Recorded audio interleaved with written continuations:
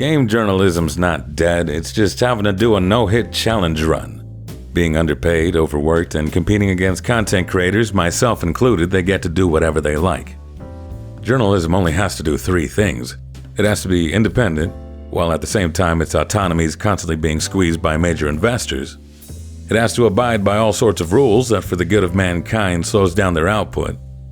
And they have to try to not slip below 100% accuracy or else the consequences are catastrophic. We don't ask too much from our valuable pillars of society. By its nature, the process of reporting proper gaming news is not a timely nor consistent enough endeavor to support a YouTube, Twitter, TikTok, Twitch career. And trying to force it to fit into a routine upload schedule does it a major disservice. Frankly, it's also too boring to compete. But good reporting should be. The drier the better. I don't have the money to fund independent journalism, nor do I think I am fit to be one. If I am one, nobody told me and I'm an embarrassment to the profession. But maybe I can do a little something to help with the noise pollution. I'm too young to look back in fondness to the times before Ted Turner launched the first 24-hour cable news program in 1980. But even as a 90s kid, it feels like there was only so much news that could fit into a 24-hour day. 24 hours worth of news to be exact. And now we're well over the saturation point. With the advancements of science, we've found a way to cram 36 to 48 hours worth of news into the daily cycle. Makes some days feel like weeks go by, and some weeks days go by, when mass media reports on topics with far less substance than I personally would like, but the day feels no less dense, still filling it with what amounts to 2 to 3 days worth of packing peanuts.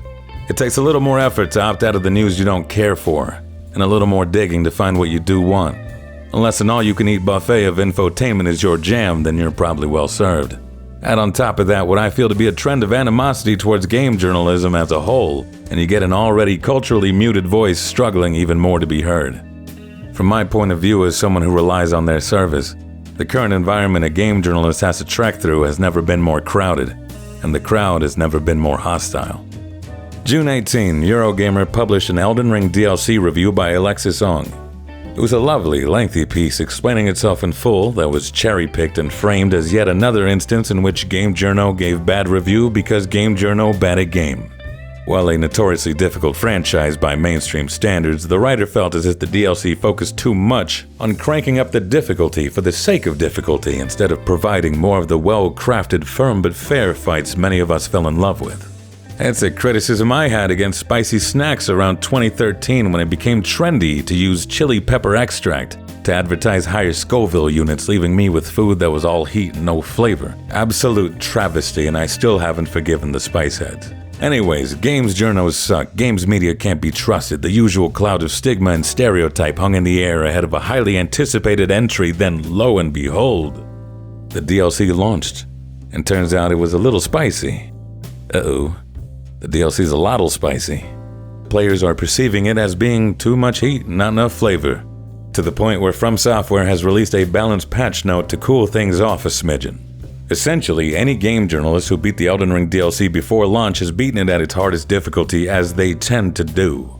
I've written reviews for games I've played before the official launch date, and it's a significantly harder affair due to the games not being in their balanced release state. There's not a lot of friends you can phone in for help unless you want to get sued, and you don't get to use highly detailed post-release guides.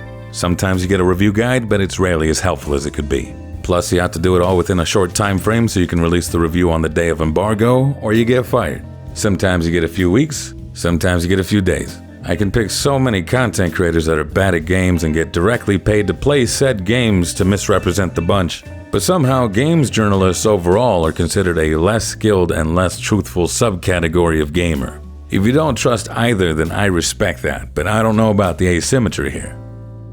Even then, game reviews are the opinion-oriented side of the games media outlets. A writer's opinion of a game is no more valid than anyone else's and holds no authority. Yet the public's disdain for people with a different taste in games also spills into the more traditional journalism side. The part that's reporting facts and puts careers on the line. Yet when it's time for the facts, they are given no credence and dismissed with the same ire and ridicule as a 3 out of 5-star review. June 21, a former Twitch employee alluded that Guy Beam, one of the biggest streamers better known as Dr. Disrespect, was banned from Twitch in 2020 after they caught him sending inappropriate messages to someone of an age he should not be sending that kind of stuff to. A few journalists tweeted a bit candidly, them not giving any official confirmation but corroborating that they had also heard of such details over the years. The reason was unable to be openly revealed for the past 4 years. This is usually due to NDAs, lack of multiple sources on record, and in this case, the victim's age. Mix this with the casual hatred of games journos, and people took this to mean either the journalists were lying now to plot against Guy Beam, or they were lying before to protect him. I repeat, reputable journalists and outlets cannot publish accusations without reasonable evidence because it might harm the victim and sources, and, given this particular victim's age, evidence needed to be concrete. Those are the ethical standards they are held to. Is that right? Is it wrong? Run one victim over with the trolley to potentially save more. That's not for a journalist to decide. In the same way that a lawyer defends without prejudice and a doctor heals without prejudice, journalism is a profession in which it is better to try and minimize harm than to try and maximize good in order to best serve society. They're one of the many pillars that keep us from regressing into chaos. What does it say then of the times we're in, when the pillar is seen as an obstacle because society can't tell what is and isn't journalism, and demands those that are journalists to be Clark Kent, because what they really want is Superman. Minimize harm and maximize good. Stretch the logic even further to mean minimizing harm to an evil person is evil. Time not spent maximizing good is time spent allowing evil to exist. Every minute Superman spends as Clark Kent is him not doing good, therefore Superman is evil. Who wrote this? Zack Snyder? If that doesn't suit him, there's a whole world of content creators that will make do now that the public's idea of a journalist has crumpled over to mean someone who says things with confidence. You can have confident takes chewed up and spat out 48 hours a day, 7 days a week. How does the truth compete with that? Ash Parrish and The Verge were the first reporter outlet combo to publish an official report backed by anonymous sources. Anonymous sources are never enough to satisfy the demand to need to know every detail, so understand that when an outlet goes to bat for something serious like this, it has been looked over thoroughly enough to say, this is true, may I be destroyed if I am wrong. And yet, despite my dredging of the internet for days, I didn't see this article go up on June 23. I saw streamers and YouTubers giving hot takes being cited and loads of outlets publishing he said she said that day, drowning out what would have been considered breaking news in the traditional sense before everything was marked as breaking news, so now we don't even flinch. I saw this article a whole day after and I was looking for it. I was late to the news because of all the not news floating around. I reached out to a few journalists and asked some questions. Some were of the opinion that it is rough competing for space. Almost can't even stay quiet anymore, and that's why some reporters might have felt the need to informally confirm tweets to signal to the public that there was a bigger story and to be skeptical of people saying there wasn't one. I have no doubt a hostile anti-game journo crowd would have used the silence against them. Damned if you do, damned if you don't. But they keep on fighting. I asked Ash Parrish if she thought the current circumstances put traditional slow and steady type outlets at a disadvantage, and she responded, "No, I don't. There is no disadvantage to doing things right. We know attention is the name of the game, and we strive to be first and fast, but more than anything, even facing the kind of hurdles digital journalism sites face right now with everything, being accurate, informative, complete, and safe is always paramount to being first." I don't know about you, but that's the kind of attitude I want from reporters, on top of the ethics and knowing that there is so much on the line for them. And yet the hostility is completely blown out of whack, especially when considering that a lot of the hatred comes from video games, pixels on a screen. Yes, games journalism has a PR problem.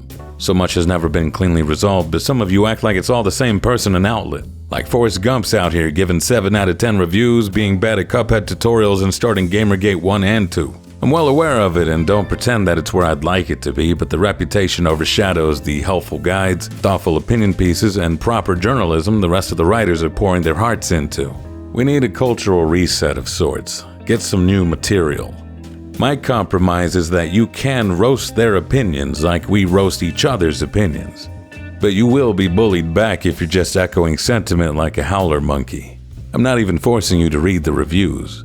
But if you're cherry picking, I will make fun of you for having the media literacy of a pine cone. And when a serious news piece comes through, maybe we give that some attention too. We put the rubber chickens down, we inform ourselves, and then we as a group decide what to do from there. We're letting our feelings over video games get in the way of the bigger picture. I say give the game journalists their space and let them cook.